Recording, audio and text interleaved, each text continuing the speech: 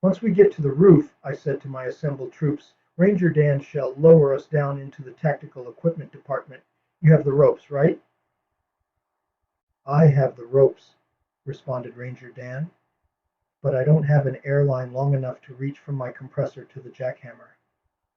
Now, people, I replied with my normal command voice, this incident, this omission, this travesty to strategic planning demonstrates why we must fully anticipate the moves of the enemy and be ready to respond with overwhelming force. I'm sorry, Memphis, responded Ranger Dan to my admonition.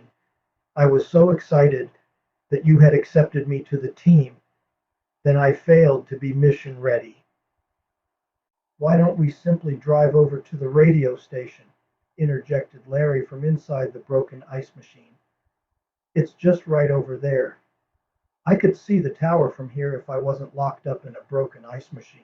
Tripper Steele poked his head out of the utility room door and held up his GoPro camera and flimsy-looking non-tactical, non-military hardened drone. I can still film for my YouTube channel, right? That's why I wanted to come. It was almost dark and the NASA hit squads had fanned out, and now the whole town of Mitchell, West Virginia was surrounded. I had accepted Ranger Dan into the team, along with Tripper Steele, but I had rejected the game warden, as he was untested in battle.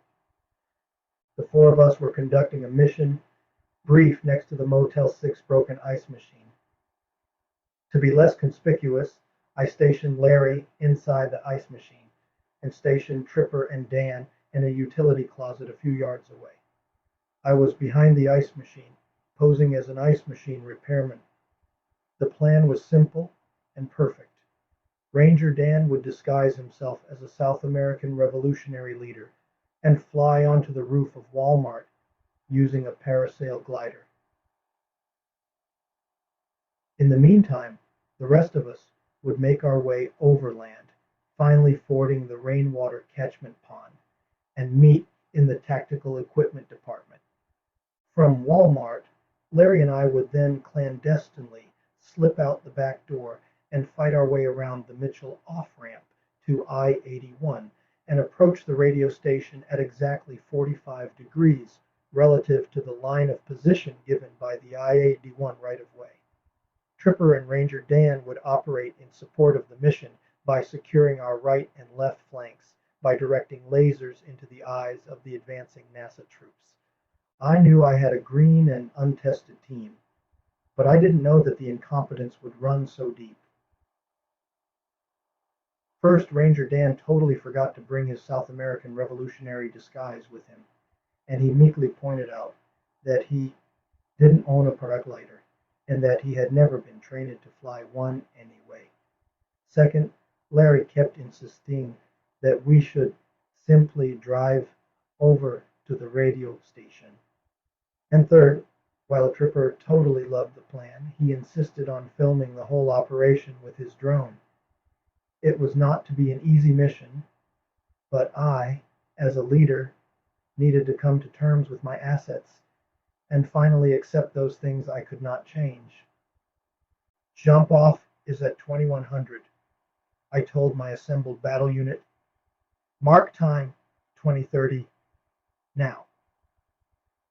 But I don't have a watch, remarked Larry as he peeked out of the ice machine. We don't have watches either, stated Tripper from inside the utility room, but I have a cell phone. You need to wrap that cell phone in at least 2 slices of bologna, I ordered Tripper, or the NASA Electronic Warfare Detachment will track our every movement. I didn't bring any bologna, replied Tripper, but I do have a can of chicken of the Sea brand smoked oysters and several pounds of fresh smoked Asian carp in my truck.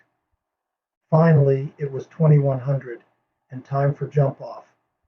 But even at jump off, I knew things were going askew. Ranger Dan called for an Uber taxi to take him to Walmart, disguised as a South American motel cleaning lady. However, the game warden showed up as the taxi driver, and they escaped before I could stop them. Tripper ran out into the large, unguarded field, chasing his malfunctioning drone, while Larry and I low crawled in the high grass toward the tree line. Keep your head down, I instructed Larry. They can't shoot what they can't see. At this rate, it will take an hour to reach the trees, complained Larry. Tripper is already over there, smoking his pipe and eating smoked carp, I think.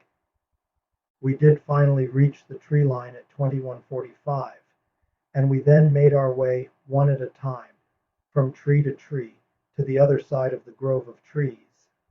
At the edge of the trees, NASA had set up a trap, using barbed wire and blackberry bushes to slow our advance. Larry and I had been bloodied and torn by the devious blackberry barrier, but our morale and fighting spirit was still high.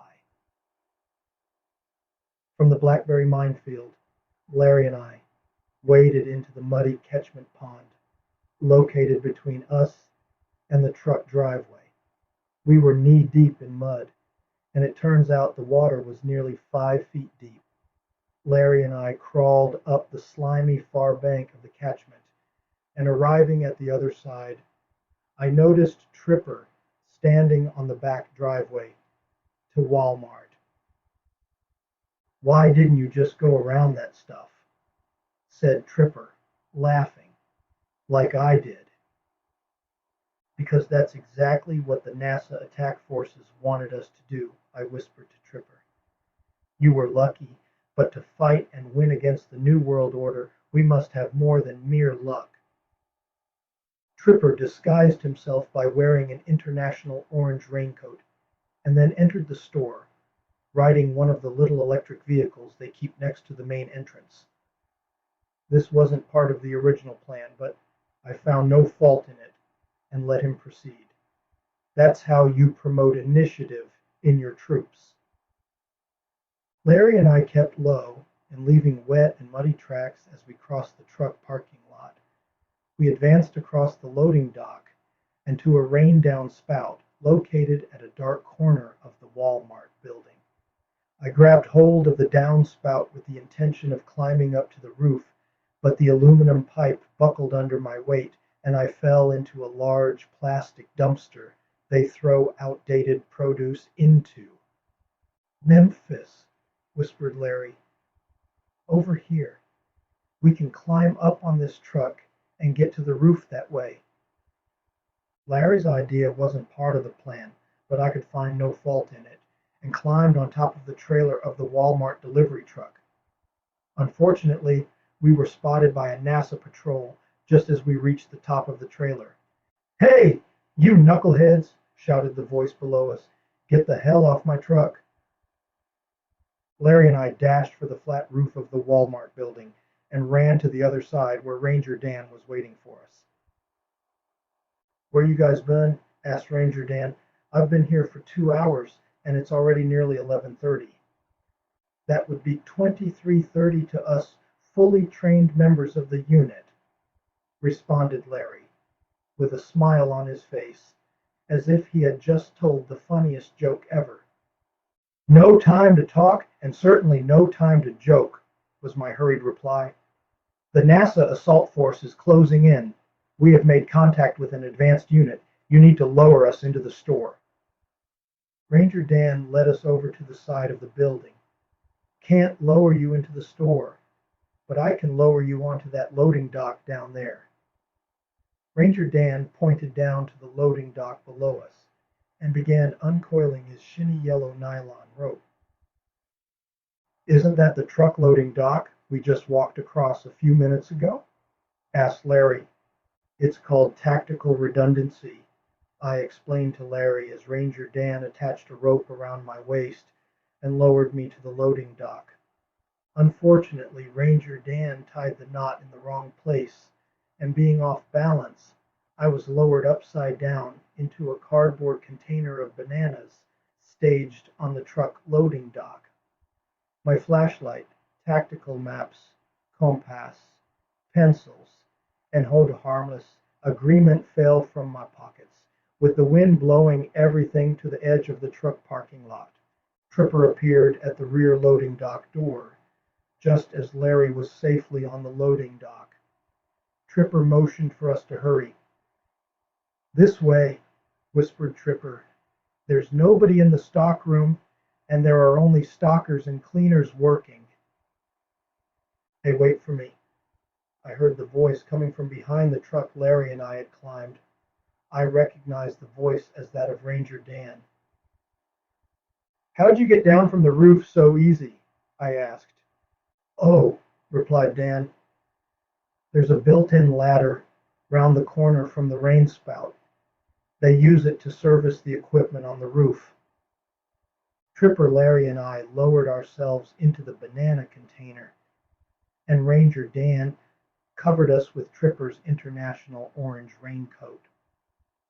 "Now, Ranger Dan," I directed from under the raincoat, "push us to the tactical equipment department. I think it's over next to the fishing gear." I felt the rolling pallet jack start moving just as a fresh notion flashed into my mind. Taking a rolling pallet jack full of bananas through the electronic department might seem suspicious, I thought to myself. "Drop us off at the outdoor department," I directed Ranger Dan. "We can hide among the gas grill displays until the coast is clear." Ranger Dan stopped next an outdoor patio furniture display, and we hid behind a row of riding lawn mowers. "Now, as soon as the heat is off," I whispered to the group, "we will round the corner to the tactical equipment department, and then using the self-checkout lane, which was invented by the New World Order, we will dash out of the store and leap into the rainwater catchment pond with our new tactical gear." Just as we had formalized our plan, we could see a man in a greenish-brown uniform walking down the aisle toward us. "Let me do the talking," I told the group, "but be ready to take up defensive positions." "That's my buddy, Glenn Stevenson," said Larry, the game warden. "The radio station just called," said the game warden after reaching a display of grilling tools and charcoal. "They got tired of waiting for you guys, and so Michael said he would drop by the motel tomorrow to tape the interview."